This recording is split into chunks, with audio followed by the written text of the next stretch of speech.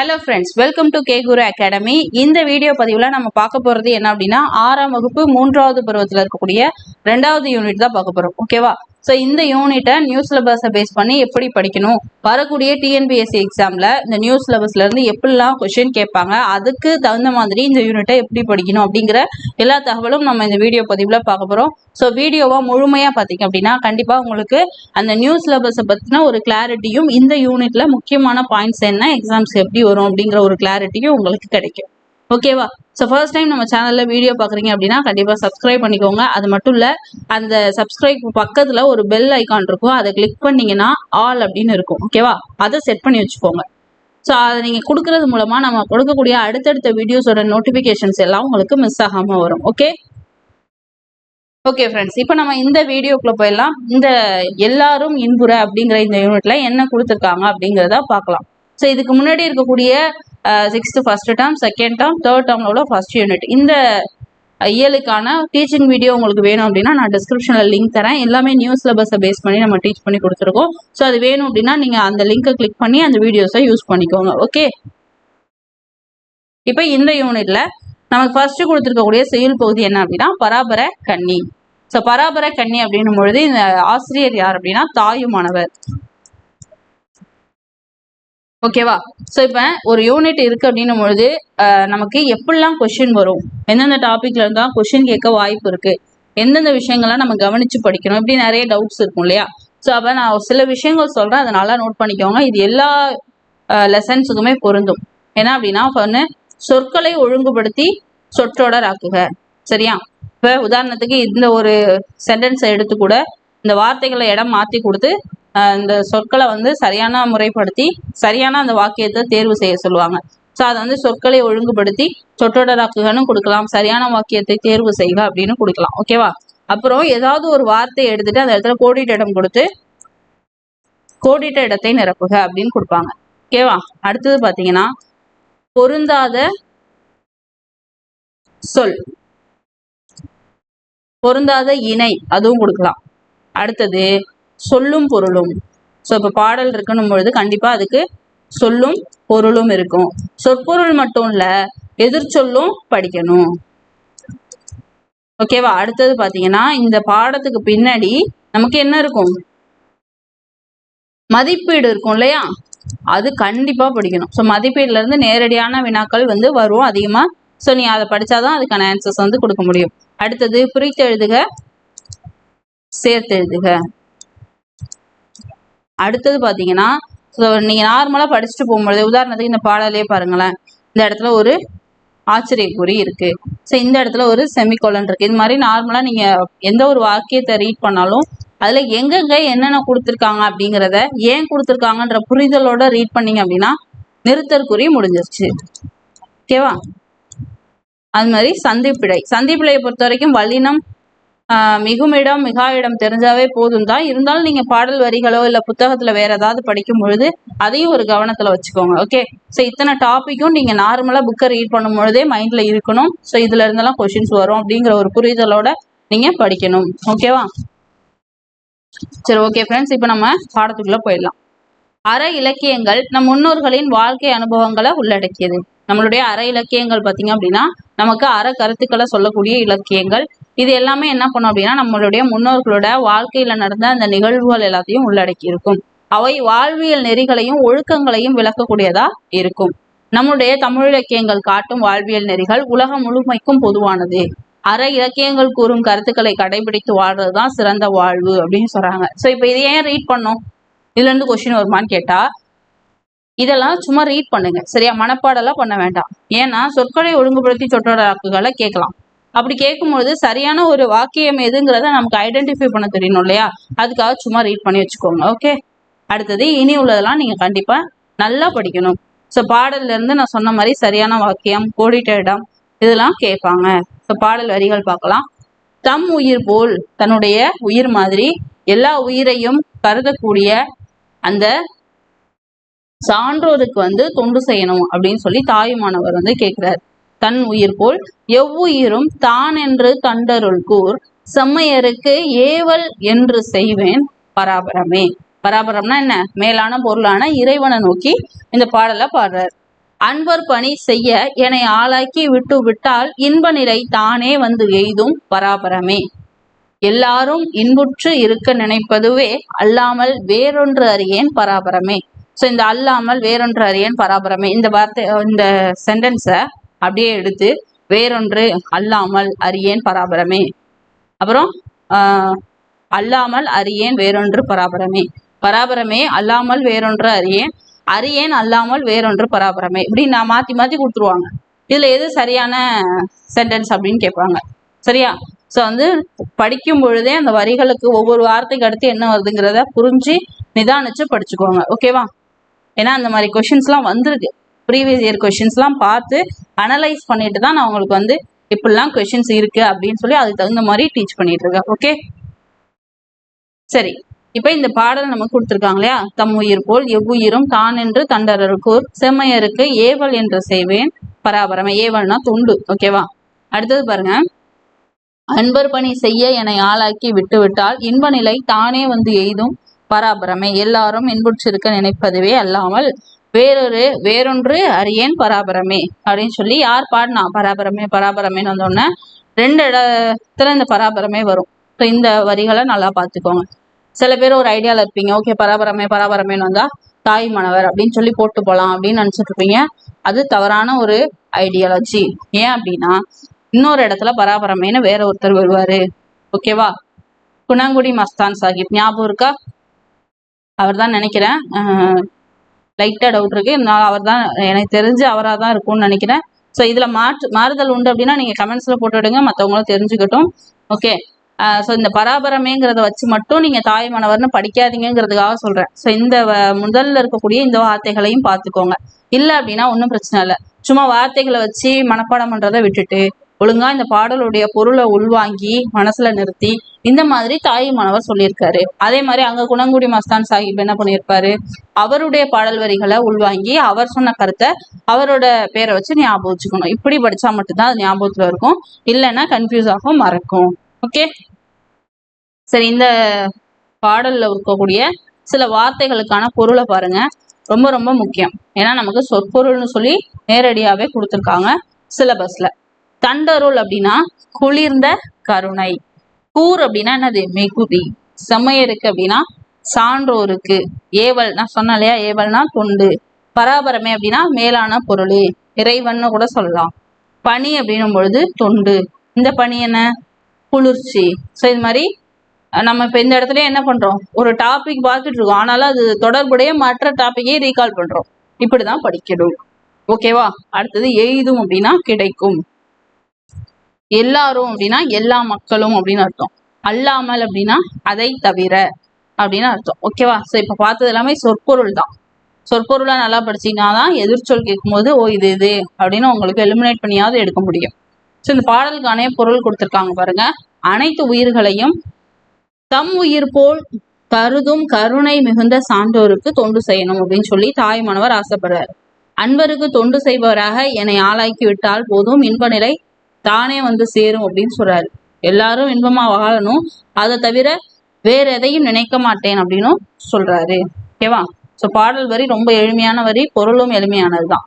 அடுத்தது பாருங்க, இது ரொம்ப ரொம்ப முக்கியமான ஒரு பாக்ஸ். இதுல இருந்து நிறைய தடவை ப்ரீவியஸ் இயர் கொஸ்டின்ஸ் கேட்டிருக்காங்க. ஓகேவா? இந்த பாடல் எழுதுனது யாருன்னா தாய்மானவர். ஓகே, தாய்மானவருடைய பாடல்கள் எல்லாம் எங்க இருக்கு? தாய்மானவருடைய பாடல்கள் அப்படிங்கிற நூல்ல இருக்கு. ஸோ இவர் பாருங்க, திருச்சியை ஆண்ட விஜய ரகுநாத சொக்கலிங்கர்கிட்ட தலைமை கணக்கரா பணியாற்றிருக்காரு. இது கேட்டிருக்காங்க. யார்கிட்ட பணியாற்றினார்னு கேட்டிருக்காங்க. தலைமை கணக்கராக, தலைமை அமைச்சராவா, இந்த மாதிரி என்னவா பணியாற்றினார் அப்படிங்கிறதையும் கேட்டிருக்காங்க. ஸோ கிளியர் கட்டா படிச்சிடணும். தாய்மானவரா திருச்சியை ஆண்ட விஜய ரகுநாத சொக்கலிங்கர்கிட்ட தலைமை கணக்கரா பணியாற்றிருக்காரு. அக்கௌண்ட் கணக்கர்னா என்ன? அக்கௌண்ட்ஸ் ரிலேட்டடா. சரியா? பணியாற்றிருக்காரு. நம்ம கொடுத்துருக்கக்கூடிய இந்த பாடல் என்ன? அந்த பாடல் தாய்மானவர் பாடல்கள் அப்படிங்கிற நூல்ல இருக்கு. இந்த நூலை தாய்மானவர் பாடல்கள் நூலை தமிழ் மொழியின் உபநிடதம் அப்படின்னு சொல்லி போற்றுவாங்க. அப்ப தமிழ் மொழியின் உபநிடதம்னு போற்றக்கூடிய அந்த பாடல்களுடைய ஆசிரியர் யாருன்னு கேட்டா தாய்மானவர். அடுத்தது பாருங்க, இப்பாடல்கள் பராமர கன்னி அப்படிங்கிற தலைப்புல இருக்கு. கன்னி அப்படின்னா என்னன்னா 2 அடிகள்ல பாடப்படக்கூடிய அந்த பாடல் வகைய கன்னி அப்படின்னு சொல்லுவாங்க. ஸோ 2 அடிகள் இருக்கு இல்லையா? எல்லாத்துலயும் இந்த மாதிரி இருந்ததுன்னா அதை கன்னின்னு சொல்லுவாங்க. ஓகே, ஸோ இப்போ கிளியர் கட்டா படிச்சாச்சா? சொற்பொருள் பார்த்தாச்சு. பராபர கன்னிங்கிறது வந்து தாய்மானவர் பாடல்கள்ல இருக்கு. தாய்மானவர் பாடல்களை தமிழ் மொழியின் உபநிடதம்னு சொல்றோம். தாய்மானவர் எங்க யார்கிட்ட என்னவா பணியாற்றினார், இவ்வளவுதான் அது. ஓகே, கிளியர், முடிஞ்சு. அடுத்தது பாருங்க, மதிப்பீடு. ஸோ மதிப்பீடு கம்பல்சரி பார்க்கணும். ஓகே, தம் பிளஸ் உயிர் இதை சேர்த்து எழுதணும் அப்படின்னா என்ன கிடைக்கும்? தம் உயிர் அப்படின்னு கிடைக்கும். அப்ப என்ன வரும்? ஃபர்ஸ்ட் உள்ளதுதான் வரும். இன்புற்று பிளஸ் இருக்க இதை சேர்த்து எழுதணும் அப்படின்னா என்ன கிடைக்கும்? இன்புற்று, கண்டிப்பா இது கிடையாது. ட்ரூ இருக்க இன்புற்று இருக்க இதுதான் வரும். அடுத்தது பாருங்க, தான் என்று இந்த இதை பிரிச்சோம் அப்படின்னா தான் பிளஸ் என்று அப்படின்னு வரும். ஓகேவா? அடுத்தது சோம்பல் அப்படிங்கிற சொல்லுக்குரிய பொருத்தமான எதிர்ச்சொல் கேட்டிருக்காங்க. சோம்பல், அழிவு, துன்பம், சுறுசுறுப்பு, சோகம். என்ன வரணும்? சுறுசுறுப்பு தான் வரணும். ஏன்னா நம்ம கேட்டிருக்கிறது எதிர்ச்சொல். ஓகேவா? அடுத்தது எதுகை முனை. நீங்க அந்த பாடல் வரிகளை வச்சு முதல் எழுத்து இரண்டாம் எழுத்தை வச்சு நீங்க அதை அழகா எழுதிடலாம். ஓகேவா? இப்போ ஃபர்ஸ்ட் ஒரு செயல் முடிச்சாச்சு. அடுத்தது நம்ம பார்க்க போறது வந்து ரெண்டாவது செயல், நீங்கள் நல்லவர். ஸோ இது ரொம்ப எளிமையான ஒரு பாடல் தான். இதுல நீங்க என்ன படிக்கணும் அப்படின்னா பாடல் வரிகளை கண்டிப்பா படிச்சுக்கோங்க. ஏன்னா சில பேர் சொல்லலாம் இது வந்து வேண்டாம் அப்படின்னு சொல்லி. ஆனா என்னோட ஒரு ஒப்பீனியன் என்ன அப்படின்னா பாடல் வரிகள் ரொம்ப ரொம்ப முக்கியம். ஏன்னா அதுல இருந்து உங்களுக்கு சொற்களை ஒழுங்குபடுத்தி சொற்றொடராக்குங்கிற டாபிக்ல கொஷின்ஸ் வந்து ரைஸ் ஆயிருக்கு. அதனால அந்த பாடல் வரிகளை நல்லாவே பார்த்துக்கோங்க. கோடிட்ட இடமும் கேட்பாங்க. சரியா? சரி, இப்ப இதுல என்ன கொடுத்துருக்காங்கன்னு பாருங்க. இலக்கியங்கள் வந்து மக்களோட வாழ்வை நெறிப்படுத்தி அற வழியில செலுத்துது. நம்ம பார்த்தோம், அற இலக்கியங்கள் முன்னோர்களோட அந்த வாழ்வியலை நமக்கு காமிக்குதுன்னு. இங்க பாருங்க என்ன கொடுத்துருக்காங்க. இலக்கியங்கள் மக்களோட வாழ்க்கையை நெறிப்படுத்தி அற வழியில கொண்டு போகுது. மனித வாழ்வை செம்மைப்படுத்துது. கவிஞர்கள் வாழ்வோட பொருளை உணர்ந்தும் உயர்ந்த சிந்தனைகளை கூறியிருக்காங்க. அத்தகைய சிந்தனைகளை கூறக்கூடிய கவிஞர்கள் உலகெங்கும் இருக்காங்க. அது மாதிரி அயல்நாட்டு கவிஞரோடைய சிந்தனையை தான் நீங்கள் நல்லவன்றதுல நமக்கு இங்க கொடுத்துருக்காங்க. ஓகேவா? ஸோ அப்ப அந்த அயல்நாட்டு சிந்தனையாளர் யாருன்னு தெரியணும் இல்லையா? யாரு? கலீல் கிப்ரான். ஸோ இவர் வந்து ஒரு லெபனான் நாட்டை சேர்ந்த ஒரு நபர். ஸோ இவருடைய பாடல் தான் நமக்கு இங்க இருக்கு. பாடலை பார்த்துட்டு அப்புறம் அவரை பத்தி பார்க்கலாம். ஓகே, பாடல் வரிகள் ரொம்ப படிச்சதும் பொருள் புரியக்கூடிய ஒரு பாடலா தான் இருக்கும். ஓகேவா?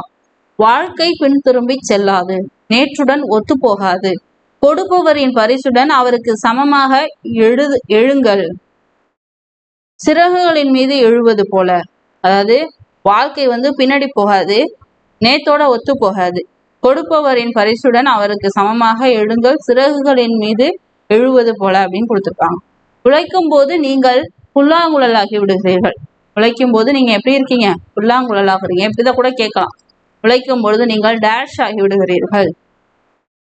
உழைப்பாளர், புல்லாங்குழல் அப்படின்னா ஆப்ஷன்ஸ் கொடுக்கலாம். சரியா? ஸோ வந்து புல்லாங்குழல் நல்லா பார்த்துக்கோங்க. அதன் இதயம் காலத்தின் கிசுகிசுப்பை ஒரு இசையாக மாற்றி விடுகிறது. இது புல்லாங்குழல் என்ன பண்ணுது? காலத்தோட கிசுகிசுப்பை இசையா மாத்துதான். அடுத்தது, உங்களுக்குள் இருக்கும் நன்மையை பற்றித்தான் நான் பேச முடியும், தீமையை பற்றி அல்ல.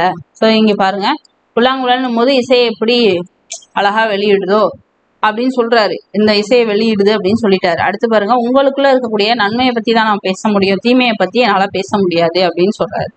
உங்கள் சுயத்துடன் நீங்கள் ஒருமைப்பட்டு கொண்டிருக்கும் போது நீங்கள் நல்லவர்.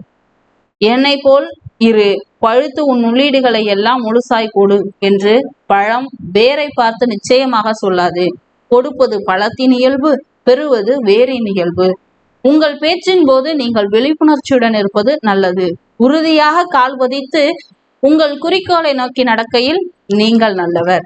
ஸோ எவ்வளவு சூப்பரா இருக்கு பாருங்க. உங்கள் சுயத்தோட நீங்க வந்து காம்ப்ரமைஸ் ஆயிட்டீங்க அப்படின்னா நீங்க நல்லவங்க. உங்களுக்குன்னு தெரியும் இல்லையா, நீங்க பண்றது ரைட்டு இல்லை இது இப்படி. ஸோ உங்களுக்கான அந்த ஒரு காம்ப்ரமைஸ் இருக்கும்ல, அது ஆயிடுச்சு அப்படின்னா நீங்க நல்லவர். என்னை போல் இரு அப்படின்னு சொல்லி பழுத்து உன் உள்ளீடுகளை எல்லாம் முழுசாய் கொடுன்னு ஒரு நாளும் பழம் வந்து வேரை பார்த்து சொல்லாது அப்படின்னு சொல்றாங்க. அப்ப பாருங்க எவ்வளவு சூப்பரா இருக்கு அப்படின்னு சொல்லிட்டு. கொடுக்கிறது வந்து பழத்தோட இயல்பு, பெறுவது வேரின் இயல்பு. ஸோ வந்து எவ்வளவு சூப்பரான வரிகள் பார்த்தீங்களா. உங்கள் பேச்சின் போது நீங்கள் விழிப்புணர்ச்சியுடன் இருப்பது நல்லது. உறுதியாக கால் பதித்து உங்கள் குறிக்கோளை நோக்கி நடக்கையில நீங்கள் நல்லவர் அப்படின்னு சொல்லி யார் சொல்லியிருக்கா? கலீல் கிப்ரான். ஸோ அப்படியே இங்க பாருங்களேன், இறகு, புல்லாங்குழல், மரம், பழம், வேர், மனிதன், அப்படியே அவன் பாதையை பார்த்து போயிட்டு இருக்கான்.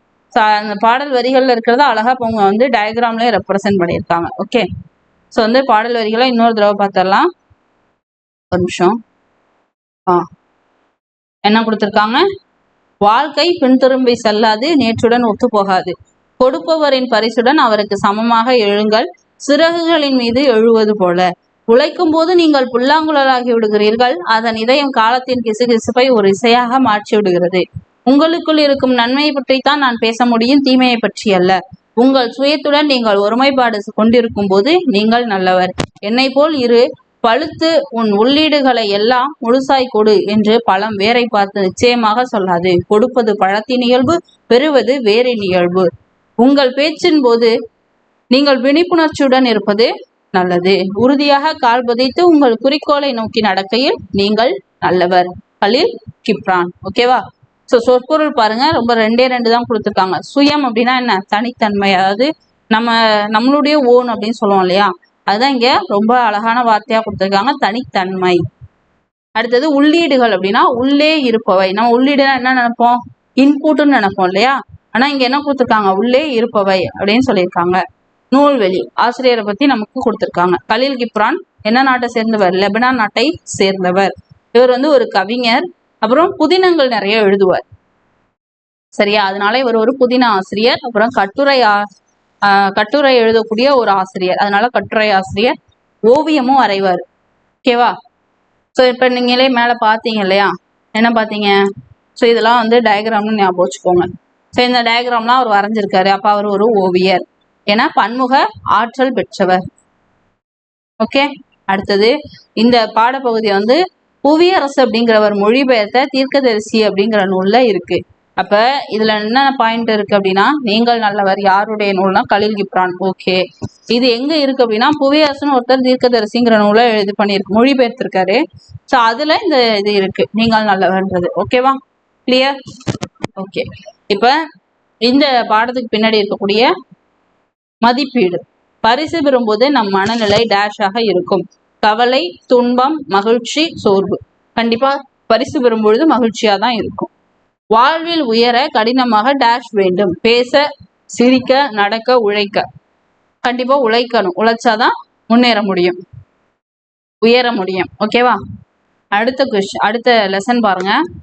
பசிப்பினி போக்கிய பாவை. ரொம்ப ரொம்ப முக்கியமான ஒரு பாடம். மணிமேகலை உங்களுக்கு தெரியும், சிலப்பதிகாரத்தை தொடர்ந்த ஒரு நூல். மணிமேகலை பௌத்த சமயத்தை சார்ந்த ஒரு நூல். அதுல இருந்தா நமக்கு இதை கொடுத்துருக்காங்க, ஒரு நாடகம் காட்சி வடிவத்துல. பசிப்பினை போக்கிய பாவை அப்படின்னு சொல்லி மணிமேகலையை பத்தி கொடுத்துருக்காங்க. ஓகேவா? ஸோ இதுல நுழையும் முன் என்ன கொடுத்துருக்காங்கன்னு பார்த்துட்டு அப்புறம் லெசனுக்குள்ள உள்ளதை சொல்லிடுறேன். ஓகே, நுழையும் முன் அப்படின்னும் போது உலகில் தோன்றிய அனைத்து உயிர்களுக்கும் இன்றியமையாதது என்ன? உணவு. உணவு இல்லாம நம்மளால நெடுநாட்கள் உயிர் வாழ முடியுமான்னு கேட்டா கண்டிப்பா முடியாது. ஏதோ கொஞ்சம் வேணா தாங்குமே தவிர ஒவ்வொருடைய அந்த உடலை பொறுத்து ஒவ்வொருத்தருக்கு உணவு இல்லாமல் வாழக்கூடிய அந்த நாட்கள் வேறுபடுமே தவிர, ஆனா கண்டிப்பா நிறைய நாட்கள் வாழவே யாராலும் முடியாது உணவு இல்லாமல். அப்படி பார்க்கும்போது உலக உயிர்கள் அனைத்துக்கும் வாழ்நாள் முழுவதும் உணவை தேடியே உழைக்கின்றன. உணவே உயிர்களுக்கு ஆதாரமாக விளங்குகின்றன. ஸோ இதெல்லாம் உங்களுக்கு சொற்களை ஒழுங்குபடுத்துகளை வரலாம். உயிருக்கு உணவே ஆதாரமாக விளங்குகிறது, உணவே உயிருக்கு ஆதாரமாக விளங்குகிறது, ஆதாரமாக உணவே உயிருக்கு விளங்குகிறது, உணவே உயிருக்கு ஆதாரமாக. மாத்தி மாத்தி கொடுத்துட்டு இதுல சரியானது எது அப்படின்னு கேட்கலாம். ஸோ அதுல பாத்தீங்கன்னா 2 ஆப்ஷன் கரெக்ட் மாதிரியே தெரியும். அப்ப நீங்க பாடத்துல இந்த வரிகளை படிச்சிருந்தாதான் அப்போ இது நம்ம பார்த்தோம், அப்ப இதுதான் ஆன்சர் அப்படின்னு சூஸ் பண்ண முடியும். ஓகே, அதுக்காக தான் இதெல்லாம் வாசிக்கிறது. விளங்குகிறது. தனி ஒருவனுக்கு உணவில்லை எனில் இச்சகத்தினை அழித்திடுவோம் அப்படின்னு சொன்னது யாருன்னா பாரதியார். இது கண்டிப்பா நோட் பண்ணிக்கோங்க. கண்டிப்பா இதுல இருந்து கொஸ்டின்ஸ் பாரதியார்ல இருந்து ஒரு கொஸ்டின் வராம இருக்காது. நிறைய பேர் சொல்லிட்டு இருக்கீங்க பாரதியார் சிலபஸ்ல இல்ல, ஸோ கொஸ்டின்ஸ் வராது அப்படின்னு. அப்படிலாம் கிடையாது. பாரதியாருடைய பாடல்கள் வரி புக்ல இருக்கு. ஸோ அதுல இருந்து சொற்களை ஒழுங்குபடுத்தி எழுதுக, இல்லை கோடிட்டடத்தை நிரப்புக, அதெல்லாம் கொடுத்துட்டாங்கன்னா கண்டிப்பா அவங்க ஒரே வார்த்தையில சொல்லிடுவாங்க, நாங்க கோடிட்டடத்துல இருந்து கொஸ்டின் கொடுத்துருக்கோம், பாரதியார்ல இருந்து கொடுக்கலையே அப்படின்ற மாதிரி சொல்லிடுவாங்க. ஸோ எனக்கு தெரிஞ்ச வரைக்கும் இந்த விஷயங்கள்லாம் நோட் பண்ணிட்டு போனீங்கன்னா நீங்க சேஃப், தப்பிச்சிட்டீங்க. இல்லை அப்படின்னா மற்றவங்கள மாதிரி நீங்களும் மாட்டிப்பீங்க. இந்த பாயிண்ட் தெரியாம. தனி ஒருவனுக்கு உணவில்லை எனில் இச்சகத்தினை அழித்திடுவோம். ஜகம்னா உலகம், உலகத்தினை அழித்திடுவோம் அப்படின்னு சொல்லி யார் பாடியிருப்பா? பாரதி. யார்? பாரதியார் தான் பாடியிருப்பாரு. பசித்திருக்கும் ஒருவனுக்கு உணவு அளிப்பது உயிர் கொடுப்பதற்கு இணையானது, அதுதான் சிறந்த அறம் அப்படின்னு சொல்லியிருக்காங்க. ஓகே, ஸோ இதுல வந்து காட்சியா இருக்கும். நான் வந்து ரொம்ப டெப்தா உள்ள இருக்கக்கூடியதெல்லாம் நான் சொல்லலை. நீங்க என்ன பண்றீங்கன்னா கண்டிப்பா என்ன பண்ணணும்னா இந்த பாடத்தை ஃப்ரீயா இருக்கும் பொழுது லைன் பை லைன் பொறுமையா வச்சு ரீட் பண்ணுங்க. ஏன் இருக்கு விஷயம் இருக்கு என்னன்னா, இதை பாருங்க, அங்கங்க ஒரு ஆச்சரியக்குறி, கொஸ்டின் மார்க்கு, ஃபுல் ஸ்டாப்பு, இப்படி கொட்டேஷன் எல்லாமே இருக்கும். இன்னும் உள்ள திருப்பி பாத்தீங்கன்னா பாருங்க, நிறைய comma, question mark, quotation, double quotation, semicolon, colon இதெல்லாம் இருக்கு. ஸோ இந்த மாதிரி இருக்கக்கூடியதான் நமக்கு ஏதாவது ஒரு சென்டென்ஸ் எடுத்து நிறுத்தல் குறி கேட்பாங்க. ஓகேவா? ஸோ அதனால ஃப்ரீயா இருக்கும் பொழுது இந்த ஃபுல் லெசனே ஒரு கிளான்ஸ் வந்து ரீடிங் விட்டுருங்க, அதுதான் உங்களுக்கு சேஃப். ஓகே, ஸோ இதே கூட கேட்கலாம், டபுள் கொட்டேஷனை கொடுத்துருக்காங்கல்ல, இந்த இதை கூட அப்படியே எடுத்து வைக்கலாம். ஸோ அதுக்கு தகுந்த மாதிரி ப்ரிப்பேர் பண்ணிக்கோங்க. மைண்டில் எப்போதுமே இப்படிலாம் கொஸ்டின் கேட்பாங்கன்னு இருந்ததுன்னா மைண்ட் ஆட்டோமேட்டிக்காக இங்கே இது இருக்குது, அங்கே அது இருக்குது அப்படின்னு பார்க்கும். சரியா? சரி பாருங்க, ஃபர்ஸ்ட் காட்சி என்ன அப்படின்னா மணிப்பல்லவ தீவு. ஸோ மணிப்பல்லவ தீவுன்னு சொல்லி ஒரு தீவு இருக்கு. அங்கே மணிமேகலையும் தீவதிலகையும் பேசிக்கொள்ளக்கூடிய அந்த காட்சியை தான் கொடுத்துருக்காங்க. ஸோ பார்க்கலாம் என்ன கொடுத்துருக்காங்கன்னு. மணிமேகலை வந்து என்ன பண்றா? எங்கு பார்த்தாலும் வெண்மணல் குன்றுகள், பூத்து குழுங்கும் செடி கொடிகள், அடர்ந்த மரங்கள், இடையிடையே பொய்கைகள், மனதை மயக்கும் காட்சிகள். ஆஹா, அருமை அருமை. அதாவது இங்க எல்லாமே புதுசா கொடுத்துருக்காங்க பாருங்க. அங்கெல்லாம் அவன் நிறுத்துறா, அந்த கம்மான்னு கொடுக்கல, ஏன்னா அவ தொடர்ந்து பேசல. எங்கு பார்த்தாலும் வெண்மணல் குன்றுகள் விடுறா, கேப் விட்டு மறுபடியும் பூத்து குழுங்கும் செடிகள், அடர்ந்த மரங்கள். அந்த பழைய படத்துல எல்லாம் பேசுவாங்க தெரியுமா, அந்த மாதிரி கேப் விட்டு வந்துருக்கு. சரியா? அப்புறம் ஆஹா அருமை அருமை அப்படின்னு ஒரு ஆச்சரியக்குறி, ஆச்சரியமா சொல்ற மாதிரி. அப்ப அங்க தீவதிலகை வரும்பொழுது அவ கேட்கிறா, அழகிய பெண்ணே, ஒரு ஆச்சரியக்குறி போட்டு நீ யார், அது கொஸ்டின் மார்க் போட்டு இங்க எப்படி வந்தாய், மறுபடியும் ஒரு கொஸ்டின் மார்க். ஸோ இப்படி இந்த நிறுத்தல் குறியை நல்லா கவனிச்சு படிச்சுக்கோங்க. ஓகே, இனி நான் நிறுத்தல் குறி சொல்ல போறதுல பாடத்துல இருக்கக்கூடிய மீனிங் மட்டும் சொல்லிட்டு முக்கியமான பாயிண்ட்ஸ் சொல்லிடுறேன். நிறுத்தல் குறி நீங்க படிச்சுக்கோங்க. ஓகே, நான் பூம்புகார் நகரை சேர்ந்தவள், என் பெயர் மணிமேகலை அப்படின்னு சொல்லி மணிமேகலை சொல்றா. அப்புறம் மணிமேகலா தெய்வம் யார் வந்து கொண்டு வந்து விட்டதுன்னு கேட்கும்போது மணிமேகலா தெய்வம் தான் என்னை இங்க கொண்டு வந்து சேர்த்துச்சு அப்படின்னு சொல்றாங்க. ஸோ தீவதிலகை வந்து அவளை பத்தி இன்ட்ரடியூஸ் பண்ணிக்கிறா. என் பெயர் வந்து தீவதிலகை, இந்த தீவையும் இங்க இருக்கக்கூடிய அந்த புத்த பீடிகையும் நான் தான் காவல் செஞ்சு வரேன். அப்ப புத்த பீடிகையை காவல் செய்யக்கூடியது யாரு? தீவதிலகை. நீங்க என்ன பண்றீங்க, உங்க புக்கு இப்போ ஃப்ரெஷ்ஷா இருக்கு. இந்த மாதிரி இப்ப ஆல்ரெடி ப்ரீவியஸா நிறைய நல்லா படிச்சுட்டு இருக்கக்கூடியவங்க சொல்லலாம், என் புக்கு ஒன்று இவ்வளோ ஃப்ரெஷ்ஷா இல்லையே, நான் அங்கங்க அண்டர்லைன் பண்ணி வச்சிருக்கேனேன்னு. அவங்களுக்கு இந்த பேஜ் எல்லாம் ஃபெமிலியர் ஆயிருக்கும். ஸோ மோஸ்ட்லி வந்து புதுசாக யாராவது படிக்கிறீங்க அப்படின்னா அவங்களுக்கு இந்த பேஜ் வந்து ஃப்ரெஷ்ஷாக இருக்கும். இப்போ நீங்கள் என்ன பண்ணுறீங்கன்னா இந்த இடத்த அண்டர்லைன் பண்ணுங்க. என்ன, இந்த தீவையும் புத்த பீடிகையும் காவல் செய்து வருவது யாரு? தீவதிலகை. ஓகேவா? அடுத்தது, பெருமை மிக்கவர் மட்டுமே இந்த தீவுக்கு வந்து இந்த புத்த பீடிகை வந்து வணங்க முடியும். ஸோ அந்த பெருமையை நீ வாங்கியிருக்க. ஸோ வந்து நீ இன்னும் நிறைய தெரிஞ்சுக்க வேண்டியது இருக்கு அப்படின்னு சொல்றாங்க. அப்போ அது என்ன சொல்றாங்கன்னா, நமக்கு ஆப்போசிட்ல வந்து பூக்கள் நிறைந்து விளங்கக்கூடிய இந்த பொய்கையை பார். இதுக்கு வந்து பொய்கைக்கு என்ன பேர் அப்படின்னா கோமுகி அப்படிங்கிற பெயர் இருக்கு. கோ அப்படின்னா என்னன்னா பசுன்னு பொருள், முகி அப்படின்னா முகம் அப்படின்னு பொருள். பசுவோட முகம் போன்று அமைந்து இருக்கிறதுனால இந்த பொய்கைக்கு வந்து கோமுகி அப்படிங்கிற பெயர் வந்து வந்துச்சு. ஸோ நல்லா பார்த்துக்கோங்க, கோமுகி அப்படின்னா என்னது? பொய்கையோட பேர். கோனா பசு, முகினா முகம். பசுவோட முகம் மாதிரி இருக்கக்கூடிய பொய்கை தான் கோமுகி. ஓகேவா? அதை பத்தி சொல்லிட்டாங்க. சொல்லிட்டு ஓ அப்படியா, வடிவத்திற்கு ஏற்ற பெயரா இருக்கே அப்படின்னு சொல்றாங்கன்னா, அடுத்தது இந்த பொய்கைக்கு இன்னொரு சிறப்பு இருக்கு. என்ன அப்படின்னா வைகாசி திங்கள். நம்ம வேலுநாச்சியார் பாடத்துல பார்த்திருப்போம். என்ன பார்த்தோம்? விஜயதசமி, சாரி விஜயன்னு போட்டோம்னா விஜய தசமி நன்னாள்ல அந்த கோட்டை கதவுகள் திறக்கப்படும் அப்படின்னு சொல்லுவாங்க. அந்த அங்க விஜயதசமி, இங்க என்னது? வைகாசி திங்கள். வைகாசி திங்கள்னா என்ன அர்த்தம்? வைகாசி மாதம்னு அர்த்தம். ஓகேவா? திங்கள்னா மாதம்.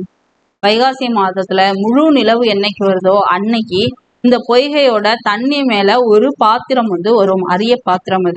அது ஆபுத்திரன் கையில இருந்து அமுத சுரபி, அதுக்கு பேரு. ஸோ அந்த பாத்திரம் அமுத சுரபினா என்ன, அதை பத்தி மணிமேகலை கேட்குறாங்க. கேட்டதுக்கு அப்புறமா தீவதிலகை அந்த பாத்திரத்தை பத்தி எக்ஸ்பிளைன் பண்றாங்க. அந்த பாத்திரத்துல இட்ட உணவு வந்து எடுக்க எடுக்க குறையாம வளர்ந்துகிட்டே இருக்கும். ஸோ இந்த மூவி ஜாக்பாட் மூவி பார்த்துருந்தீங்கன்னா தெரியும். யாரு, ஜோதிகா, ரேவதி, அப்புறம் இன்னொரு ஆள், 3 பேர் சேர்ந்து, சாரி ஜோதிகா ரேவதி 2 பேர் தான் எனக்கு ஞாபகம் இருக்கு. உங்களுக்கு 3வது ஞாபகம் தான் கமெண்ட்ஸ்ல கொடுங்க, ஓகேவா? ஸோ அந்த ஜாக்பாட் மூவில வந்து 2 பேர் தான் நினைக்கிறேன், 3 பேர் இருக்காங்களான்னு தெரில. சரி, ஓகே, அந்த கான்செப்ட் நமக்கு இப்போ தேவையில்ல. ஸோ அதில் பார்த்தீங்க அப்படின்னா ஒரு அமுத சுரபி மாதிரி ஒரு விஷயத்த பண்ணியிருப்பாங்க. என்ன அப்படின்னா, பணத்தை போட்டால் எடுக்க எடுக்க வரும், ஜொல்லை போட்டால் எடுக்க எடுக்க வரும். ஆனால் பணத்தை போட்டு எடுப்பாங்க, பட் ஆனால் என்ன இருக்கும், சீரியல் நம்பர் ஒரே மாதிரி வந்திருக்கும், ஓகேவா? ஸோ அது மாதிரி ஜொல்லை போட்டு எடுப்பாங்க. என்ன ஒரு விஷயம், உணவை போட்டால் உணவு வரும், தண்ணியை போட்டால் தண்ணி வரும். ஸோ எதை போட்டாலும் அந்த பாத்திரத்தை எடுக்க எடுக்க வந்துட்டே இருக்கும் இல்லையா? ஸோ அந்த ஒரு பாத்திரம் தான் அமுத சுரபின்னு சொல்லி இங்கே நம்ம பார்க்குறோம். அந்த கான்செப்டை வச்சு தான் அந்த படம் எடுத்திருப்பாங்க, ஓகே? ஸோ அதுக்காக தான் அதை சொல்ல வந்தேன். உடனே அதுக்குள்ளே போயிடாதீங்க, அப்படியே இங்கே வந்துருங்க, ஓகே? சும்மா ரொம்ப நேரம் ஒரே மாதிரி போயிட்டு இருக்கேன், ஒரு என்கேஜுக்காக உங்களை மூவி கொண்டு போனேன். உடனே மூவிலே இருந்துடக்கூடாது, அகைன் பாடத்துக்கு வந்துடணும், ஓகேவா? ஸோ ஓகே, இப்போ பாருங்க, இந்த அமுத சுரபியை பற்றி அவங்க எக்ஸ்பிளைன் பண்ணிட்டாங்க. உணவு போடும் பொழுது அதை எடுக்க எடுக்க வந்துட்டே இருக்கும். இதை வச்சு நம்ம எத்தனை பேருக்கு வேணாலும் உணவு கொடுக்கலாம் அப்படின்னு சொல்லி தீவதிலகை சொல்றாங்க. ஸோ இந்த பாடத்தை பொறுத்த வரைக்கும் எதை யார் சொல்றாங்கிறதையும் கொஞ்சம் நல்லா பார்த்துக்கோங்க. மணிமேகலை வந்து அப்படியா வியப்பா இருக்கே அப்படின்னு சொல்லிட்டு, ஆமா, அந்த பாத்திரம் தோன்றக்கூடிய அந்த வைகாசி முழு நிலவு நாள் வந்து இன்னைக்கு தான். ஸோ இன்னைக்கு அந்த பாத்திரம் வரும் அப்படின்னு சொல்லிட்டு இருக்கும் போதே அந்த பாத்திரம் வருது. அது அழகா மணிமேகலை வந்து கையில எடுக்கிறா. இப்ப தீவதிலகை ஒரு விஷயம் சொல்றாங்க, மணிமேகலையே, உயிர்கள் பசி போகக்கூடிய அந்த அமுத சுரபியை நீ பெற்றிருக்க. இனி இந்த உலக உயிர்கள் எல்லாம் பசி இல்லாம போக்கும்படி உணவு வழங்கி உயர்வு பெறணும் அப்படின்னு சொல்லிட்டு அந்த காட்சி அழகா முடிஞ்சிருச்சு. என்ன முடிஞ்சிருச்சு, மணிமேகலை தீவதிலகையை விட்டு அமுத சுரபியோட வெளில வரா. அப்புறம் பூம்புகாருக்கு திரும்புகிறா. ஆதிரை அப்படின்னு சொல்லிட்டு ஒரு பெண், அவள்கிட்ட போய் உணவு, அந்த யாராவது பாத்திரத்துல உணவு போட்டாதானே உங்களுக்கு எடுத்து எடுத்து கொடுக்க முடியும். உணவு போடுறதுக்கு ஆதிரைகிட்ட போறா. ஸோ உணவு வந்து ஆதிரையோட இல்லத்துல நடக்கக்கூடிய விஷயங்களை கொடுத்துருக்காங்க, ஓகேவா? இப்ப மணிமேகலை இந்த அமுத சுரபியோட போய் நிக்கிறா ஆதிரை வீட்டு வாசல்ல. அப்ப ஆதிரை வந்து நீங்க யார் அப்படின்னு கேட்கும்போது, இந்த ஊர்ல வாழ்ந்த கோவலன் மாதவி அவங்களோட மகள் தான். கோவலன் கண்ணகி கிடையாது, கோவலன் மாதவி. உங்களோட சிறப்பை அறிந்து இந்த பாத்திரத்துல உணவு பெறறதுக்கு வந்தேன். ஆதிரை அவ்வளவு சிறப்பானவங்களாம், பார்த்துக்கோங்க. ஓ, நீங்கள் தான் மணிமேகலை, உங்கள் பெற்றோரை பற்றி அறிவேன், உங்களை இன்று தான் காண்கிறேன். இது என்ன பாத்திரம், மிகவும் அழகா இருக்கிறதே அப்படின்னும் போது, அல்ல குறையாம உணவு வழங்கக்கூடிய அமுத சுரபி அப்படின்னு சொல்லி அந்த பாத்திரத்தை பத்தி சொல்றாங்க. சொன்னதுக்கு அப்புறமா வியப்பா இருக்கே அப்படின்னு சொல்லிட்டு அந்த ஸ்டோரி எல்லாத்தையும் மணிமேகலை சொல்றாங்க. நம்ம இப்படி போனேன் அந்த தீவுக்கு, இப்படி நடந்தது, பாத்திரம் கொடுத்தாங்க, நான் வாங்கிட்டு வந்தேன் அப்படின்னு சொல்லும் போது, அப்புறம் அந்த உணவை வந்து ஆதிரை போடுறான். அதுக்கப்புறம் மணிமேகலை என்ன பண்றாங்க, ஏழை மக்களோட பசியை போக்குவதே மேலான அறம், உணவு கொடுத்தவர்களை உயிரை கொடுத்தவர்கள் என்பதை உணர்ந்துள்ளேன். ஸோ சில வார்த்தைகள் இருக்கு, உண்டி கொடுத்தவர் உயிர் கொடுத்தோரே, உண்டி முதற்றே உணவின் பிண்டம். இந்த வரிகள்லாம் எந்த நூல்ல இடம்பெற்றது அப்படின்னு தெரியும் அப்படின்னா கமெண்ட்ஸ்ல கொடுங்க, ஓகேவா? ஸோ அதனால இந்த பாத்திரத்துல இருக்கக்கூடிய உணவை வச்சு பசியால வாடக்கூடிய மக்களுக்கெல்லாம் நான் வழங்குவேன். அப்படியா, மிக்க மகிழ்ச்சி, உங்கள் அறம் செழிக்கட்டும், மக்களோட பசி நோய் வந்து ஒழியட்டும், இதோ எப்போதே உணவை வந்து பாத்திரத்துல தரேன் அப்படின்னு சொல்லிட்டு ஆதிரை என்ன பண்றா, பாத்திரத்துல உணவை போடுறா. ஸோ அதோட அமுத சுரபியை கொண்டு உடல் குறைவுற்றோர், பிணியாளரா நோயால பாதிக்கப்பட்டவங்க, ஆதரவு இல்லாதவங்க, இவங்க எல்லாருக்குமே மணிமேகலை உணவளிக்கிறா. அதுக்கப்புறமா பூம்புகார்ல இருக்கக்கூடிய அந்த சிறைச்சாலைக்கு போய் அங்க இருக்கிறவங்களுக்கு உணவு தரா. ஸோ சிறைச்சாலைக்கு போறாங்கன்னும் பொழுது கண்டிப்பா மன்னர் உள்ள நுழைவாங்க இல்லையா? ஸோ அரண்மனையில் நடக்கக்கூடிய காட்சியை கொடுத்துருக்காங்க. சிறை காவலர், மன்னர், மணிமேகலை. ஸோ அப்ப மணிமேகலை ஒரு பாத்திரத்துல இருந்து உணவை எடுக்கிறாங்க, தராங்க, எடுக்க அதுல இருந்து வந்துட்டே இருக்கு, குறையவே இல்லைன்ற அந்த செய்தியை சிறை காவலர் வந்து மன்னர்கிட்ட சொல்றாரு. ஸோ சொல்லும் பொழுது மன்னர் வந்து ஆச்சரியப்பட்டுட்டு அப்படியா என்ன டீட்டெயில் எல்லாத்தையும் கேட்கறதுக்காக மணிமேகலையை வர சொல்றாங்க. ஸோ அப்புறம் அந்த விஷயங்கள் எல்லாத்தையும் தெரிஞ்சதுக்கு அப்புறமா மன்னர் என்ன பண்றாங்க அப்படின்னா, உலக மக்களோட பசி பிணி அந்த தீர்க்கக்கூடிய பாங்கான அந்த அறத்தை வந்து நீ செய்யற, நான் உனக்கு செய்ய வேண்டிய உதவி ஏதாவது இருக்கா அப்படின்னு கேட்கும்போது, அன்பால் ஆட்சி செய்யும் அரசே, சிறைச்சாலையில் தண்டனை பெற்றுள்ளவர் திருந்தி வாழ வழிகாண வேண்டும், சிறை கோட்டம் அறக்கோட்டமாக மாற வேண்டும் அப்படின்னு சொன்னது யாரு, மணிமேகலை. அதற்கு என்னெல்லாம் செய்யணும் போது, வாழ்க்கைக்கு அறம் சொன்ன வள்ளுவர் வாழ்ந்த நாடு இது. புத்தர் பிறந்த அறம் போதித்த பூமி இது. எது? நம்மளுடைய நாடு. எவை நன்மைகள் எவை தீமைகள் என்பனவற்றை எல்லாம் தக்க அறிஞர்களை கொண்டு சிறையில் உள்ளவர்களுக்கு எடுத்து கூற வேண்டும். மேலும் அவர்களுக்கு பெற்றோரை மதித்தல், முதியோரை பேணல், உறவினர்களை அரவணைத்தல் போன்றவற்றை வலியுறுத்தும் அறநெறி கல்வியை அளிக்க வேண்டும். இதுவே என் வேண்டுகோள் மன்னா அப்படின்னு சொன்னோன்னே, நல்லறம் புரியும் நங்கேயே உன் வேண்டுகோள் நாங்க என்ன பெண், நல்ல அறம் புரியக்கூடிய பெண்ணே, உன் வேண்டுகோள் அனைத்தையும் நடைமுறைப்படுத்த ஆணையிடுகிறேன். நீ வாழ்க, உன் அறம் வாழ்க அப்படின்னு சொல்லி நன்றி மனா சொல்லிட்டு அந்த கான்வர்சேஷனை முடிச்சிட்டாங்க. ஸோ அப்போ 3 காட்சி கொடுத்துருக்காங்க. ஒன்று பார்த்தீங்கன்னா தீவதுலகை மணிமேகலை அந்த மணிபல்லவ தீவுல நடந்த காட்சி. அடுத்தது உணவு வாங்குறதுக்காக ஆதிரையரோட வீட்டுல ஆதிரையின் மணிமேகலை இடையில நடந்த அந்த நிகழ்வை ஒரு காட்சியாகவும், இறுதியா அந்த உணவை சிறைச்சாலையில இருக்கக்கூடிய அந்த குற்றவாளிகளுக்கு கொடுக்கும் பொழுது இங்க சிறை காவலர், மன்னர், மணிமேகலைக்கு இடையில நடக்கக்கூடிய அந்த அரண்மனை காட்சின்னு சொல்லிட்டு 3 காட்சி கொடுத்துருக்காங்க. இதுல முக்கியமான அந்த நிறுத்தல் குறி எல்லாத்தையும் பார்த்துக்கோங்க. எந்த ஸ்டேட்மெண்ட் யார் சொன்னா அப்படிங்கிறதையும் பார்த்துக்கோங்க. ஓகேவா? ஸோ அடுத்தது பார்த்தீங்க அப்படின்னா இதுல மதிப்பீடு. மணிமேகலா தெய்வம் மணிமேகலை அழைத்து சென்ற தீவு எதுன்னு கேட்குறாங்க. இலங்கை தீவு, லட்சத்தீவு, மணிபல்லவ தீவு, மாலத்தீவு. எந்த தீவுக்கு போயிருப்பாங்க? மணி பல்லவ தீவு. ஓகேவா? அடுத்தது மணிமேகலை கையில் இருந்த அமுத சுரபில உணவிட்ட பெண் யார்? சித்திரை, ஆதிரை, காயசண்டிகை, அப்புறம் என்னது? தீவதிலகை. ஓகே, இப்ப இதுல பாத்தீங்கன்னா உணவிட்டது யாரு? ஆதிரை. ஓகேவா? சொற்றொடல் இது கிடையாது நமக்கு சிலபஸ்ல இருக்கிறத மட்டுமே நீங்க பார்த்தா போதும். இந்த பாடத்தை பொறுத்த வரைக்கும் பாதம் இது ஒரு ஸ்டோரி. ஸோ இதை நீங்க ஃப்ரீயா இருக்கும்போது ஃபுல்லா ரீட் பண்ணிக்கோங்க. இதுல உள்ள பாயிண்ட்ஸ் பெருசா முக்கியம் கிடையாது. நிறுத்தற்குரிய ஏதாவது இருக்குன்னா அதை மட்டும் நீங்க ரீட் பண்ணிக்கோங்க. ஓகேவா? ஸோ இந்த லெசனை பொறுத்த வரைக்கும் இந்த ஸ்டோரியை பொறுத்த வரைக்கும் பாதம் அப்படிங்கிற அந்த கதையை எழுதினவர் யாரு, அந்த ஆசிரியர் குறிப்பு, ஆசிரியர் சம்பந்தப்பட்ட பிற நூல்கள், இதை மட்டும் நீங்க படிச்சா போதுமானது. ஸோ அப்ப இங்க ஒரு பாதம்னு போட்டுக்கோங்க. ஏன்னா அங்க நீங்க படிக்க வேணாலும் அப்படியே இங்க வந்துடலாம். பாதம் எஸ் ராமகிருஷ்ணன் தான் எழுதியிருக்காரு. இவர் தற்கால தமிழ் எழுத்தாளர்களை ரொம்ப முக்கியமானவர். நாவல்கள், சிறுகதைகள், கட்டுரை தொகுப்புகள், சிறுவர் இலக்கியங்கள் அப்படின்னு சொல்லிட்டு நிறைய படைப்புகள் இவர் படைச்சிருக்காரு. இவருடைய பிற நூல்கள் கொடுத்திருக்காங்க. இது கண்டிப்பா பொருந்தாத நூல்ல கேட்பாங்க. சரியா? உபபாண்டவம், கதாவிலாசம், தேசாந்திரி, கால் முளைத்த கதைகள், இதெல்லாம் இவருடைய நூல்கள். இந்த கதை நம்ம கொடுத்திருக்கக்கூடிய பாதம் அப்படிங்கிற இந்த கதை தாவரங்களின் உரையாடல் அப்படிங்கிற ஒரு சிறுகதை தொகுப்புல இருந்து எடுத்திருக்காங்க. ஓகேவா? ஸோ இதை எப்படியாவது ஒன்று ரிலேட் பண்ணி ஞாபகம் வச்சுக்கோங்க. ஓகே, இதுல முடிஞ்சிச்சு. இப்ப நம்ம பார்த்தது பராபர கன்னி, தாய்மானவரை பத்தி பார்த்தோம். அப்புறம் நீங்கள் நல்லவர் கலில் கிப்ரான், கடைசியா பசிப்பினி போக்கிய பாவை மணிமேகலையை பத்தி அந்த 3 நிகழ்வுகள் பார்த்தோம். அப்புறம் பாதம் அப்படிங்கிற அந்த கதையோட ஆசிரியர், அவர் எழுதின பிற நூல்கள். ஸோ இந்த தகவல் எல்லாம் நம்ம பார்த்துருக்கோம். ஸோ நல்லா ரிவிஷன் பண்ணிக்கோங்க.